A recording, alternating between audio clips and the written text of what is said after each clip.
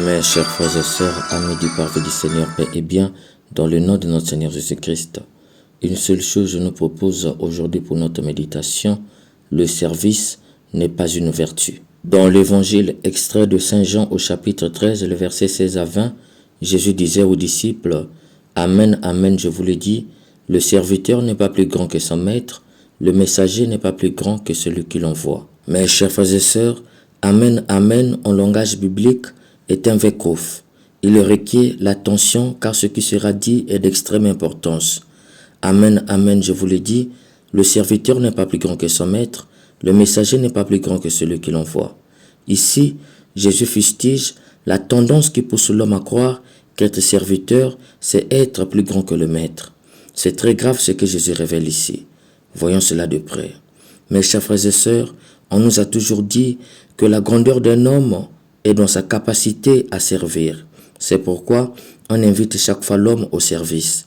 Malheureusement pour nous, Jésus dit, le serviteur n'est pas plus grand que son maître. En d'autres termes, le maître est toujours plus grand que son serviteur. La question que nous pouvons nous poser est la suivante. Le chrétien est-il invité à être serviteur ou maître? La réponse est claire, le chrétien est appelé à être maître. Il est fait pour être grand comme son maître Jésus.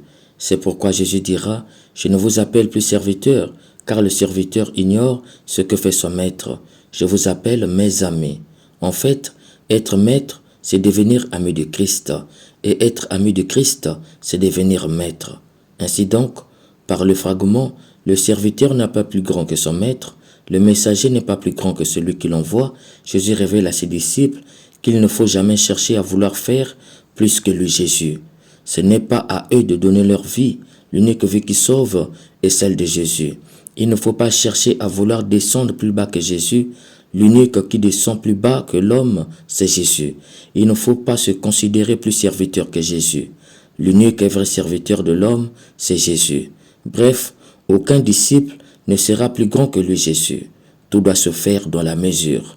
Jésus interdit formellement ses disciples à vouloir tout faire comme lui. Pourquoi? C'est parce que Jésus, au-delà d'être un homme, est d'abord Dieu. C'est Dieu fait homme au milieu d'eux. Lui peut aller au-delà de l'extrême limite, car il est Dieu. En clair, le messager étant donné qu'il porte la lettre de son maître est souvent bien reçu.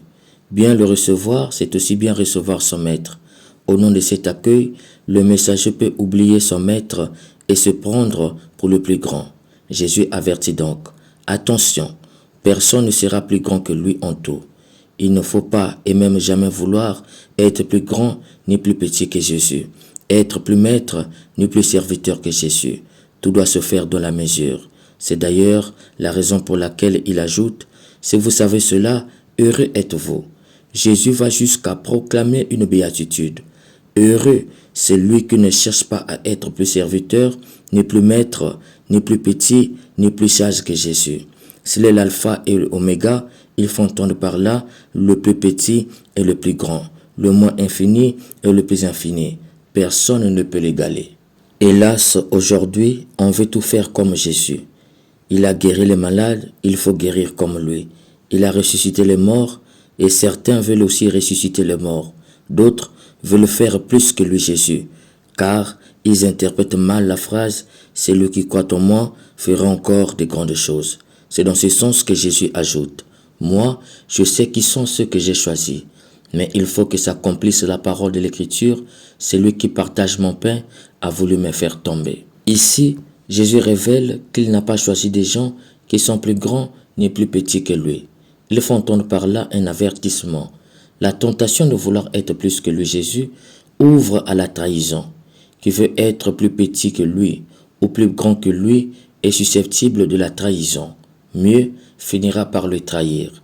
Saint Jean nous révèle l'une des causes qui a poussé Judas à vendre Jésus. La tentation de vouloir être plus grand que Jésus. Mes chers frères et sœurs, par ce fragment, Jésus avertit qui veut faire tout comme lui n'est pas loin de la trahison. Qui ne respecte pas la mesure, la trahison n'est pas loin de lui. C'est pourquoi beaucoup de ceux qui veulent faire des miracles comme Jésus finissent par pactiser avec Satan. Saint Jean, dans cet évangile, dit, Jésus l'avait prédit, Il avait averti ses disciples sur les dangers qui se cachaient derrière le désir de vouloir être plus petit ou plus grand que lui. Je vous dis ces choses dès maintenant, avant qu'elles n'arrivent, ainsi lorsqu'elles arriveront, vous croirez que moi je suis. Il faut entendre par là un homme averti en vaut deux. Jésus conclut, Amen, Amen, je vous le dis, recevoir celui que j'envoie, c'est me recevoir, et me recevoir, c'est recevoir celui qui m'envoie. Ici, Jésus révèle que le service n'est pas la condition d'incorporation de la mission du Christ. Tout service ne fait pas du disciple l'envoyé de Jésus. En clair, ce n'est pas le service qui incorpore dans la mission de Christ, de sorte que celui qui reçoit les disciples reçoit Jésus, et celui qui reçoit Jésus reçoit le Père qui l'a envoyé. C'est pourquoi j'ai dit, le service n'est pas une vertu. Mes chers frères et sœurs, la différence entre une valeur et une vertu est de taille. La valeur est collective et évolutive. Elle fluctue et change sans cesse. Une valeur, c'est une qualité collective jugée moralement bonne. Par contre, la vertu est une puissance et l'excellence de l'être humain. C'est une puissance intérieure à l'homme qui le pousse vers le bien. En d'autres termes, c'est une disposition spirituelle qui pousse l'homme à agir en accord avec la loi divine. C'est pourquoi la vertu incorpore l'homme dans la vie de Dieu, tandis que la valeur incorpore l'homme dans la vie sociale.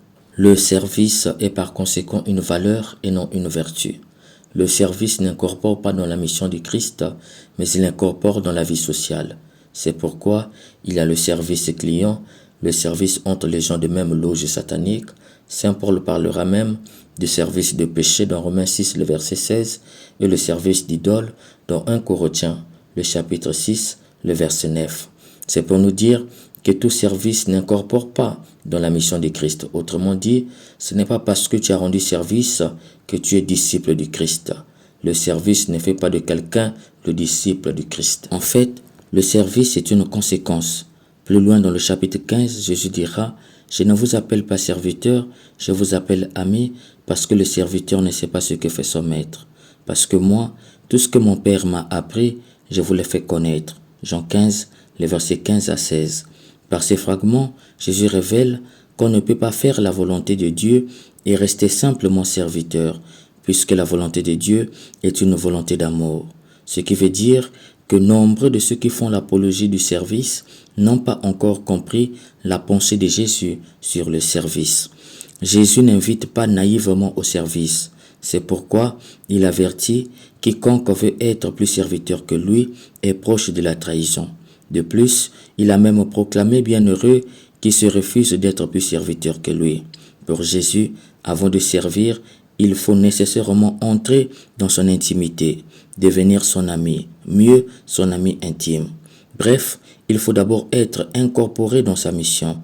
On n'est pas serviteur pour devenir ami de Jésus, mais on est ami de Jésus et au nom de cette amitié, on devient serviteur. C'est pourquoi un sataniste n'est pas serviteur de façon divine. Mais très chers frères et sœurs, amis du parvis du Seigneur, le service n'est pas une vertu, mais une valeur.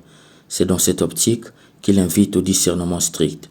Nombreux aujourd'hui, en voulant être plus serviteurs que Jésus, ont été escroqués. Oui, beaucoup pleurent aujourd'hui au nom du service. Ils ont tout perdu, ou se retrouvent en prison parce qu'ils ont rendu service à une mauvaise personne au mauvais moment. Si tu as rendu service, et cela s'est avéré une escroquerie, sache que tu as été naïf et indigne d'être disciple du Christ, car un disciple du Christ n'est pas quelqu'un de naïf. C'est pourquoi Jésus t'invite d'abord à devenir son ami. Être ami de Jésus, c'est-à-dire entrer dans son intimité, c'est devenir sage et intelligent, prudent et visionnaire. Cela évite la naïveté dans le service. Le service de Jésus est un service d'amitié. L'ami ne rend pas service comme celui qui est simplement et purement serviteur.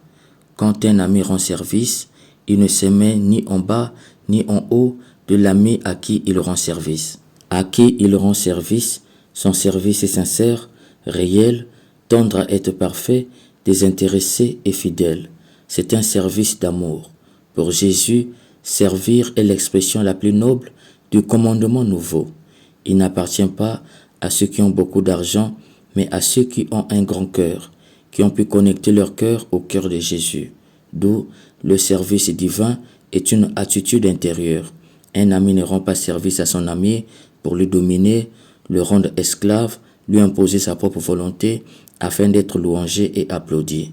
Un ami rend service de façon eucharistique. Son service est eucharistique, c'est-à-dire un don gratuit de la vie. C'est à juste titre qu'il nous faut d'abord chercher à être amis de Christ avant de rendre service. Hélas, on insiste plus à rendre service plutôt qu'à devenir amis de Christ. C'est pourquoi nombreux sont victimes de leur propre service. Demandons à l'Esprit Saint la grâce d'être des amis intimes de Christ pour que nos services soient des services divins et non simplement mondains. Amen. Offrir le pain de sa présence aux gens qui ont faim d'être aimés.